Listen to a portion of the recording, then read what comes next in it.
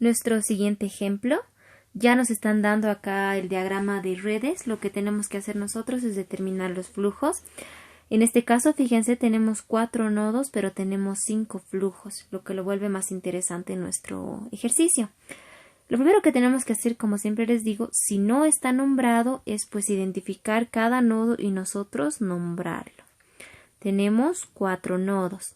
Tenemos el nodo A, el nodo B, el nodo C y el nodo D. Entonces comenzamos bajo la premisa, como siempre, de la sumatoria de flujos de entrada es igual a la sumatoria de flujos de salida, ¿sí?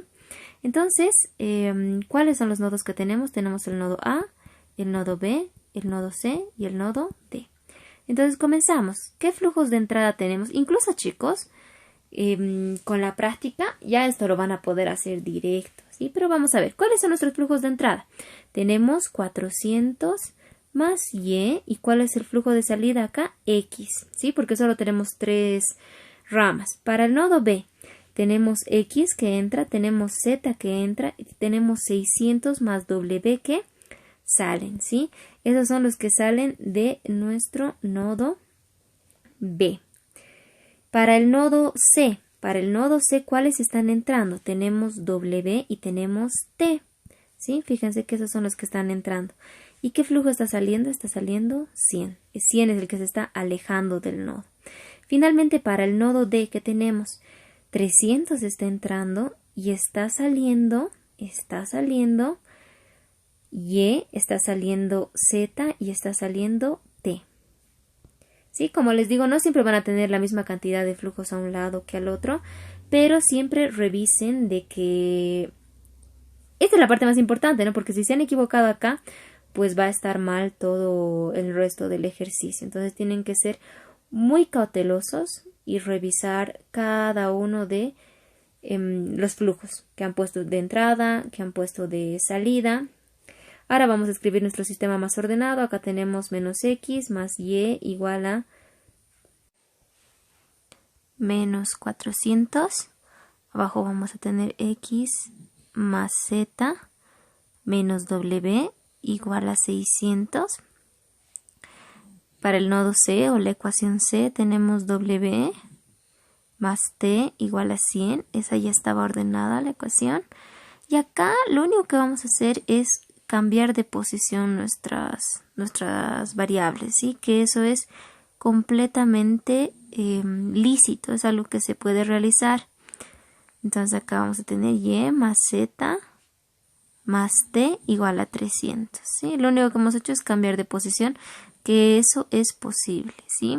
Si quieren pueden hacer la prueba, pasan cada uno de estos términos al otro lado y este término al otro lado, y luego multiplican por menos 1 y van a tener esta ecuación. Bien, entonces ya con nuestro sistema de ecuaciones lo que vamos a hacer nosotros es empezar a escalonar. Tenemos las variables X, Y, Z, W y T.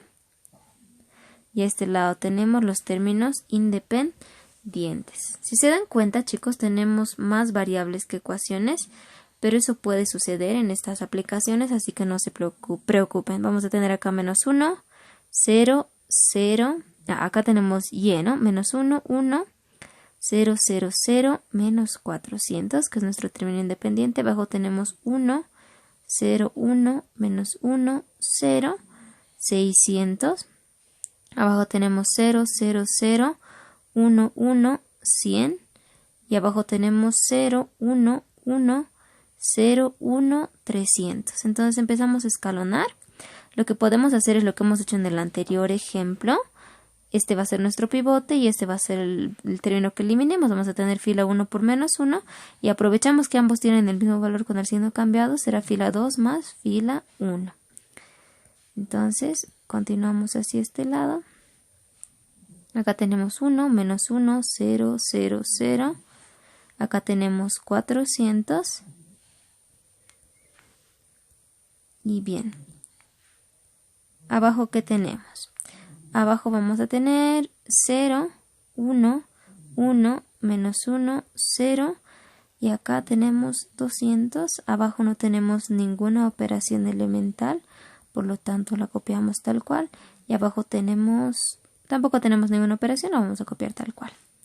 Bien, ya tenemos nuestra primera columna escalonada, pasamos a la siguiente, ya tenemos el pivote, vamos a eliminar los valores por encima y por debajo, ¿sí? Vamos a trabajar también por el método de Gauss-Jordan.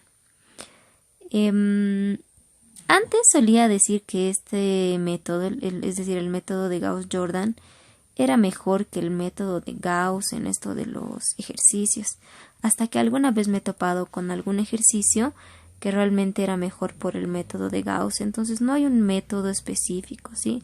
Lo pueden hacer por Gauss o Gauss-Jordan y de acuerdo al ejercicio pues va a ser más o menos favorable. Después de todo son métodos muy similares, entonces no hay mucha variante. Acá vamos a tener 600. Bien, abajo no tenemos ninguna operación, por lo que vamos a copiarlo tal cual. Abajo tampoco tenemos ninguna operación elemental, lo vamos a copiar tal cual. Y abajo tenemos 0, 0, 0, 1, 1, porque 0 menos 1 nos da 1, 1 menos 0 es 1, 300 menos 200 es 100. Uy, ya saben qué es lo que va a suceder con estas dos últimas filas, ¿sí? Pero bien, continuemos. Continuamos escalonando. Fíjense que acá no podemos escalonar, entonces vamos a tener que saltar dos posiciones, ¿sí? Estamos saltando acá un escalón de 2.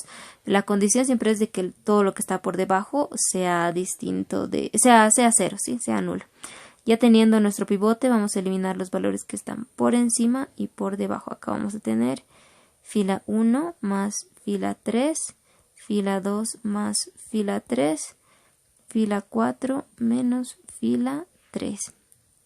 Entonces, con eso ya podemos ir calculando cuánto nos va a dar cada una de nuestras filas. Acá tenemos 1, 0, 1, 0, 1, 700, porque 600 más 100 es 700. Abajo tenemos 0, 1, 1, 0, 1, 300. Abajo tenemos 0, 0, 0, 1, 1, porque no tiene ninguna operación, lo copiamos tal cual, igual a 100.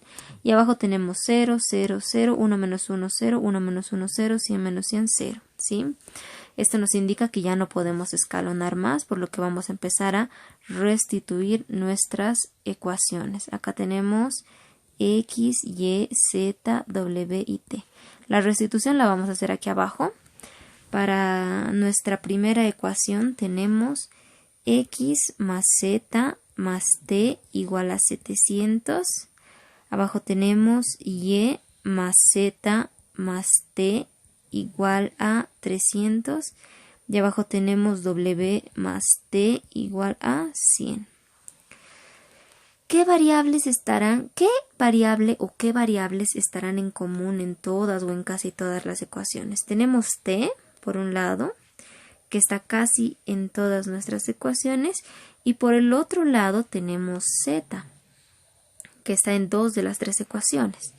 Por lo demás, las otras variables no están en común en 2 ecuaciones al menos. Entonces vamos a poner todas las variables que nos han faltado, que nos han sobrado, le diremos así, son las que vamos a despejar. Acá vamos a tener X es igual a 700 menos Z menos T. Acá Y es igual a 300 menos Z menos T. Y W va a ser igual a 100 menos T. Bien. Entonces, chicos, ya hemos realizado nuestro despeje. Si se dan cuenta, nuestras ecuaciones han quedado en función de Z y de T, por tanto Z vale Z y T vale T, ¿sí? Vamos a escribir nuestros resultados. Tenemos X, Y, Z, W y T. Y ahora empezamos a escribir cada uno de nuestros resultados. No se olviden que siempre seguimos la premisa que nos dice, acá Z vale Z, la premisa que nos dice, chicos, que todos nuestros flujos deben ser positivos o por lo menos igual a 0, ¿sí? Tienen que ser mayores o iguales a 0. Es una regla que no podemos olvidarnos y que debemos y que debemos respetar siempre en cualquier caso. Tenemos que cumplir que todos los flujos sean mayores o iguales a 0 en su defecto. Bien, entonces vamos a empezar a hacer eso. Ahora es diferente en el aspecto de que tenemos dos variables, ¿sí? Entonces tenemos que ser muy cuidadosos. Vamos a cambiarles de nombre porque nosotros le llamábamos t antes a nuestra variable que pertenecía a los reales, pero ahora t es una variable de nuestro sistema. Entonces vamos a decir que z y t van a tomar otros valores. Z va a ser igual a s y t va a ser igual a r, y ambos pertenecen a los reales, ¿sí? Bien. Entonces, vamos a tener lo siguiente: X, Y, Z, W y T van a cambiar de variables. De este lado vamos a tener 700 menos S menos T. Abajo vamos a tener 300 menos S menos T. Abajo tenemos S. Acá tenemos 100 menos... no es T, perdón, es R esto. Menos R y abajo tenemos R. Bien, entonces la pregunta es la siguiente: ¿qué valores tendrían que tomar? Cuando tengan dos o más de una variable independiente, es decir, de estas, pues lo que tenemos que hacer es lo siguiente: vamos a irnos al término que solo está en función de una de ellas, ¿sí? En este caso nos vamos a ir a este. ¿Por qué no nos estamos yendo a estos dos? Porque estos dos sabemos que al final van a salir por defecto. Traten de buscar el que tenga el término independiente y que tenga la variable. Entonces, ¿qué valor le darían a R para que W sea mínimamente 0? Pues a R le daríamos 100. Un número menor o igual a 100 o mayor o igual a 100. Si le damos un número menor, 100 menos 90 nos da 10. Nos daría un número positivo. Si le damos un número mayor, 100 menos 110 nos daría menos 10. O no, eso no estaría bien, no cumpliría la regla. Entonces será menor a 100. Tenemos que decir R, ahorita nuestro parámetro es que tiene que ser menor o igual a 100. Entonces vamos a asumir acá que ¿qué valor tendría que tomar R según esto? Pues R tendría que ser, según esto, para que se cumpla la regla del flujo, mayor o igual a 0. Es la única condición que necesitamos, ¿sí? Acá para S decimos, bueno, S debería ser mayor o igual a 0 mínimamente, debería ser 0, ¿no? Entonces con estos valores vamos a empezar a jugar. Por ejemplo, si S vale 0, que es el extremo, y si R vale 100, que es el extremo, ¿cuánto valdría X? X valdría 600, ¿sí? Ahora, otra cosa. Si S vale 0, ¿cuánto debería valer R para que X siga siendo mayor o igual a 0? A ver, si esto es 0, digamos, si nos estamos imaginando porque tenemos ese caso aquí como extremo, ¿qué valor le darían a R? Le podríamos dar 700, ¿no? Un valor menor o igual a 700 para que 700 menos un número menor a 700 nos dé un número positivo. Pero fíjense que ya tenemos dos contradicciones acá. Acá tenemos menor o igual a 700 y acá tenemos menor o igual a 100. Entonces, vamos a probar. Vamos a ver en este otro caso. Lo vamos a dejar ahí por el momento, ¿sí? En este caso decimos si S vale 0. Ahora, ¿qué pasa? Fíjense, con el 700 se cumpliría. 100 menos 700, ¿cuánto nos daría aquí? Menos 600. Eso haría que no se cumpla, ¿no? Entonces, realmente R no puede ser menor o igual a 700. Bien, vamos a ver el caso de S. ¿Qué pasa? De este valor, ¿sí? Si R es menor o igual a 100, vamos a darle el máximo valor que puede tomar, que es 100. ¿Cuánto debería valer S para que X siga siendo positivo? Entonces, en este caso, S debería valer 600. Debería ser menor o igual a 600 para que X nos dé un valor mayor o igual a 0, ¿sí? Bien, entonces decimos S es menor o igual a 600 y R es menor o igual a 100 por el momento. Vamos a ver si estos valores nos ayudan en esta segunda ecuación. Si S es menor o igual a 600, lo máximo que puede tomar es 600, hemos dicho, y R lo máximo que podría tomar es 100. 300 menos 600 menos 100, eso nos va a dar menos 400. No estaría bien, ¿no?